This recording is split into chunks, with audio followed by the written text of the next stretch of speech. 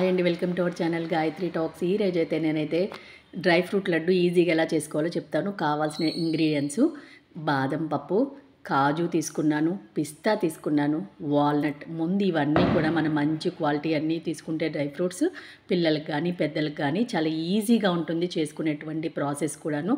ఇదేమో పుచ్చపప్పు అండి, మరి ఎక్కువగా అయితే నేను ఇంగ్రీడియంట్స్ ఎక్కువేం వాడలేదు. తర్వాత డేట్స్, మనం తీపికి గురించి డేట్స్ అనమాట. ఇందులో ఎన్ని ప్రిజర్వేటివ్స్ కానీ ఏమీ వాడట్లేదు.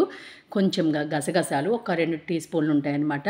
తర్వాత కొంచెంగా ఎండు కొబ్బరి. మనం తీసుకున్న ప్రతి నట్లో కూడా ఎన్ని పోషక విలువలు ఉంటాయో మనం చెప్పలేమన్నమాట. ముందుగా మనకి టైం పెట్టే ప్రాసెస్ అంతా ఈ నట్స్ని నేను ఎందుకు ఇలా బాగా సన్నగా చేశానంటే, చిన్నపిల్లలు ఉన్నారు కాబట్టి ఇంట్లో వాళ్ళకు కూడా పెట్టడానికి కుదురుతుందని చెప్పని బాగా చిన్నవి చేశాను. అలా చిన్నపిల్లలు లేని వాళ్ళైతే కనుక మీరు పెద్దగా చేసుకోవచ్చు అనమాట. నేనైతే బాదాంని పిల్లలకి పెట్టాలని బాగా సన్నగా అయితే కనుక గ్రైండ్ చేశాను. ముందుగా స్టవ్ వెలిగించి ప్యాన్ పెట్టి దాంట్లో 2-3 స్పూన్ల నెయ్యి అయితే కనుక ముందు వేసేసాను. చక్కగా అది కొంచెం ప్రీహీట్ అయిన తర్వాత సిమ్లో పెట్టుకొని మనం ఏం చేయాలంటే ఈ డ్రై ఫ్రూట్స్ అన్నీ కూడా చక్కగా లో ఫ్లేమ్లో పెట్టుకొని వేపుకోవాలన్నమాట. ఎందుకంటే మనం హై ఫ్లేమ్ పెడితే మాడిపోతాయి కదా, అదంతా కూడా పచ్చి వాసనలా ఉంటుంది. కాబట్టి కొన్ని టైం టేకేనే అవుతుంది. ఈ లడ్డు మనం బయట కొంటే ఎంత రేటో మన అందరికీ తెలిసిందే. అదే మన ఇంట్లో ఈ డ్రై ఫ్రూట్ తెచ్చుకొని మనం కనుక ఓపిక్గా ఒక్క పూట కష్టపడి చేసుకుంటే కనుక ఒక్క 10-15 రోజులు ఈజీగా ఇల్లు అందరూ కూడా చక్కగా తినొచ్చు అనమాట. అవన్నీ చూసారా, డ్రై రోస్ట్ అయిపోయిన తర్వాత లాస్ట్లో స్టవ్ కట్టేసిన తర్వాత ప్యాన్ వేడిగా ఉంది, దాంట్లో 2 స్పూన్ల గసగసాలు అయితే వేసానమాట.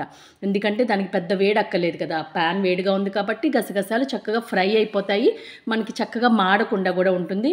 ఇది లాస్ట్గా కొంచెం వేడిగా ఉన్నప్పుడు మనం ఎండు కొబ్బరి పొడి వేసుకున్నాం అనమాట. ప్రతి ఇంగ్రీడియంట్స్లో కూడా మనకు కావాల్సినటువంటి శరీరానికి కావాల్సిన అన్ని పుష్కలమైనటువంటి వైటమిన్స్, మినరల్స్ అన్నీ ఉన్నాయన్నమాట.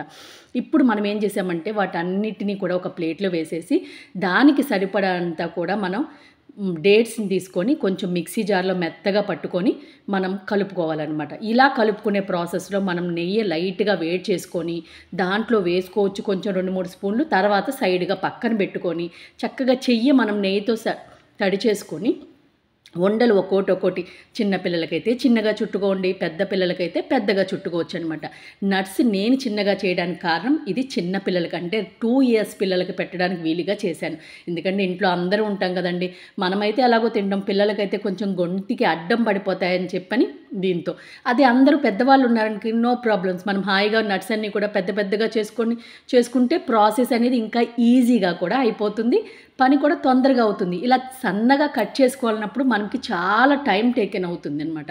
కాబట్టి పిల్లలు ఉన్నారు కాబట్టి టైం టేకెన్ అయినా ఇవన్నీ కూడా నట్స్ అన్నీ మనం ముందు రోజు నైట్ చక్కగా కట్ చేసి పెట్టుకుంటే చేసే ప్రాసెస్ అంతా కూడా ఈజీగా తొందరగా అయిపోతుంది. ఎందుకంటే అందరికీ తెలిసిందే కదండి, చక్కగా అన్నీ కూడా మంచి హై క్వాలిటీ నట్స్ అన్నీ తీసుకుంటే కనుక రోజుకి ఒకే ఒక్క లడ్డు తిన్నా, పెద్దవాళ్ళకి పెట్టినా పిల్లలకి పెట్టినా మనకి ఎంత బలమో చెప్పలేమన్నమాట.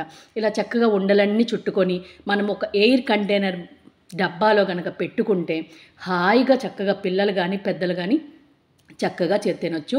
ఒక్కసారి నేను చెప్పినటువంటి ఈ ప్రాసెస్లో మీరు ట్రై చేసి చూడండి. టేస్ట్ ఎలా ఉందో తర్వాత అయితే నాకు కామెంట్ చేయండి. ఇవైతే కనుక అమోఘంగా వచ్చినాయండి. ఎందుకంటే పిల్లల గురించి చేశానేమో నేను చిన్నవి చక్కగా నట్స్ అవి మనం చేసి ఉండకట్టుకొని అలా పెట్టుకుంటే టేస్ట్ చాలా బాగుందనమాట.